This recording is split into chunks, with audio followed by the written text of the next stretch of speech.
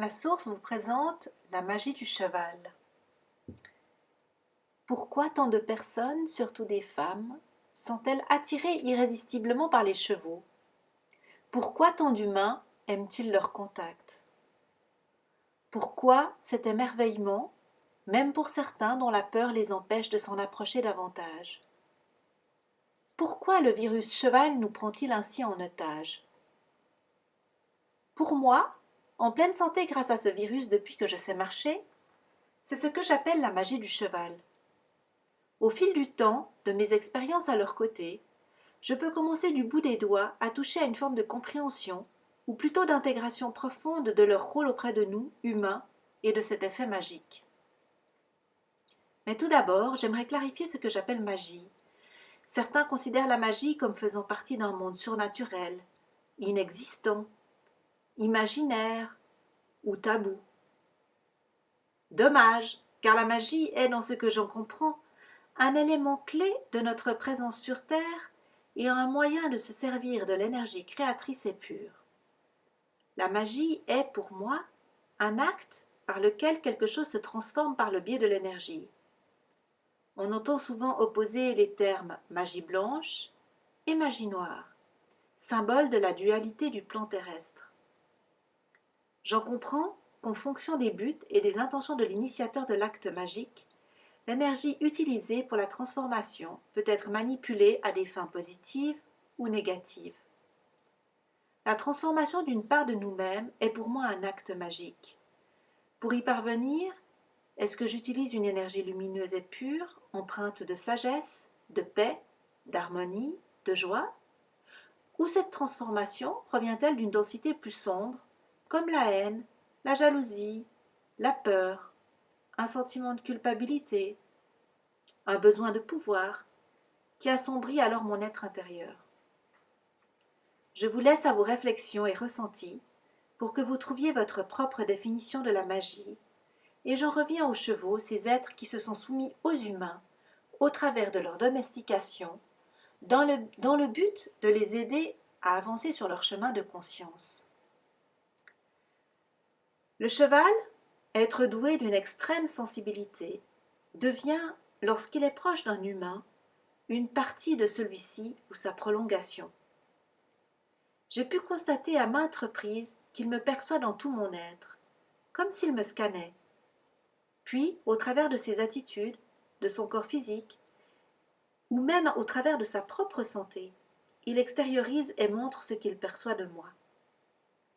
Impossible de lui dissimuler ce que j'essaie de me cacher, de fuir.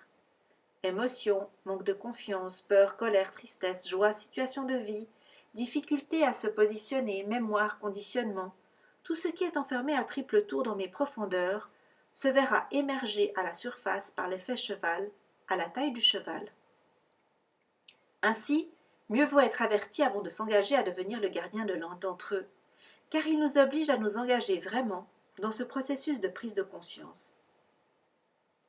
Le cheval est un miroir non seulement extrêmement précis et subtil, mais il peut aussi s'exprimer de façon explosive au vu de sa taille, de sa puissance, de son instinct d'animal de proie et de ses propres choix. Pour ma part, le cheval est le meilleur instantané de moi-même qui existe et qui me renvoie le reflet de celle que je suis à chaque seconde. Il me suffit alors d'accepter de regarder cela, de l'accueillir, pour pouvoir le transformer et ainsi m'en libérer, moi, mais aussi mon cheval. Pas facile, non. Nos sacs de nœuds sont parfois bien serrés. La récompense en est cette symbiose, cette complicité, ce partage silencieux et merveilleux que l'on peut vivre et savourer tout au long du chemin parcouru ensemble. La récompense, ce sont les libérations de nos propres limitations au profit de cette conscience. Quel bonheur!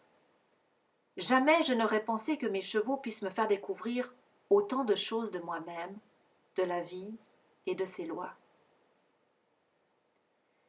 Cet effet magique du cheval sur nous est un exemple parlant de l'une des lois universelles, la loi de l'attraction. Si j'émets ou rayonne une certaine énergie, je vais attirer à moi les énergies de même nature. Si je rayonne l'harmonie, des personnes et des situations harmonieuses me reviendront en réponse et retour. Si j'émets de la haine ou de la jalousie, attention car il est certain que l'effet boomerang ne tardera pas à me heurter. Avec mon cheval, idem. Si je vais à sa rencontre, ouverte à l'échange et à l'écoute, en respirant, en ressentant de l'intérieur une attitude paisible et détendue, il est sûr que ces moments ensemble ne seront que pure merveille. Par contre, si cette rencontre avec mon cheval se fait à la sortie du travail, dans un état de stress, le mental occupé et en surchauffe, sans avoir pris la peine d'être à nouveau pleinement présente à l'instant, il est fort probable que ce moment soit du même goût que ce que je véhicule, soit un moment de tension intense durant lequel je passe à côté de l'autre et de moi-même. Cette conscience-là nous permet de choisir ce que nous souhaitons vivre. Ensuite viennent les exercices pratiques, les réussites et les moins grandes réussites. La vie, quoi. Être aux côtés d'un cheval me permet de retrouver une présence à moi-même. Lorsque je cesse de m'agiter et commence à être vraiment avec eux, donc avec moi-même, je ressens la densité et la vie dans mon corps physique. Ma tête, mon mental se calme, se pose et cesse de me rendre esclave. Je peux sentir et vivre intensément mon présent. Tout ce qui est autour n'a plus réellement d'importance, ou du moins n'ébranle pas mon calme intérieur. Parfois, les émotions remontent à la surface et me permettent de les saisir, de les conscientiser et de les guérir après les avoir digérées. Chaque jour, je peux constater combien mes chevaux aiment me sentir en connexion avec moi-même, avec mon être profond. Le temps s'arrête, je me densifie, je suis remplie et ressens le bonheur en moi. À cet instant, il est plus facile de les entendre, de les découvrir, de leur laisser leur place, de partager, d'être ensemble, un. Dans notre société occidentale où tout nous formate à traiter les informations, notre journée, notre travail, notre vie privée, par les pensées et le mental limité et conditionné, dans notre société occidentale où chaque minute est comptée et coûte de l'argent, dans cette société occidentale qui nous a entraînés sur des rails linéaires qui nous font oublier notre libre arbitre et nos possibilités de choisir, le cheval nous rappelle qui nous sommes réellement et nous pousse à la quête de notre Saint Graal, cette quête de notre être intérieur. Mes 6 chevaux sont si patients, je les en remercie. Ils ont par exemple accepté, durant mes premières années à leur côté, d'être malmenés, en tolérant des fers à leurs sabots, un mort dans leur bouche, ou encore de passer 12 heures sur 24 dans un box les limitant drastiquement dans leurs besoins de mouvement. Vu que rien n'est hasard, pour quelles raisons les chevaux ont-ils accepté de l'humain de telles conditions de vie, si contraires à leur nature profonde? Pour quelles raisons acceptent-ils tant de souffrances sans se révolter? J'ai croisé des chevaux passant leur vie à attendre leur humain. Les plus jeunes sont remplis d'ouverture et de curiosité pour la vie à venir. D'autres, plus rebelles, sont cassés. Certains, désillusionnés, sans espoir et résolus. Si peu vraiment satisfaits et heureux. Comment est-ce possible puisque nous, humains, en retirons tant de bien-être, de joie et de moments magiques? Ne pourrions-nous pas réapprendre l'échange, le partage et cesser de consommer? La vie est échange. Aujourd'hui, nous consommons, nous prenons, mais nous ne rendons pas. Ces phrases sont là non pour juger et simplement critiquer, mais pour encourager à ressentir et peut-être commencer à choisir autre chose que ce qui nous est servi par les personnes détenant le pouvoir et l'argent. ouvrir, ressentir, choisir, partager. En 15 ans de journées passées avec eux, à les servir, à les accompagner dans leur travail de thérapeute auprès de personnes, j'ai appris à porter un regard différent, à les lire, les écouter, à tenter de comprendre ce qu'ils me montrent.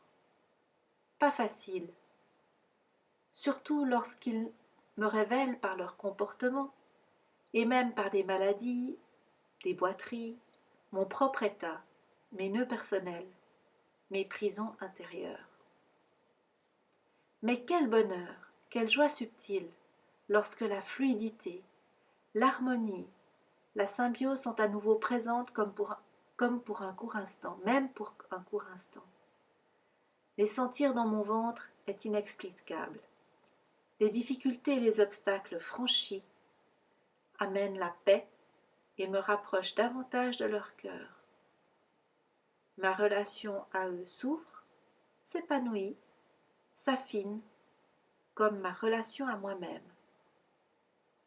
C'est cela pour moi la magie du cheval.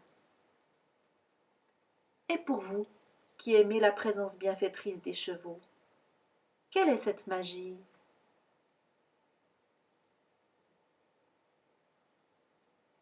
Je vous invite à découvrir le site de la source www.lasource.fr LA2SOURCE.fr, lieu d'accueil pour toute personne souhaitant se découvrir, se rencontrer, s'octroyer un temps de pause, de calme, pour des personnes seules, mais aussi des couples, des familles, parents, enfants, qui ont besoin de poser leur situation de vie, un état de crise, un moment plus difficile, besoin de communiquer entre eux, de venir chez nous pour rencontrer les chevaux, mais aussi pour se rencontrer soi-même, pour s'écouter, retrouver une forme de fluidité, d'équilibre, d'écoute de soi et de l'autre. Découvrez notre site et n'hésitez pas à me contacter pour de plus amples informations. Les chevaux, Sonny, Merlin, Aïma, Wakanda, Arc-en-Ciel et Macha, la nouvelle arrivée. Bienvenue à la source.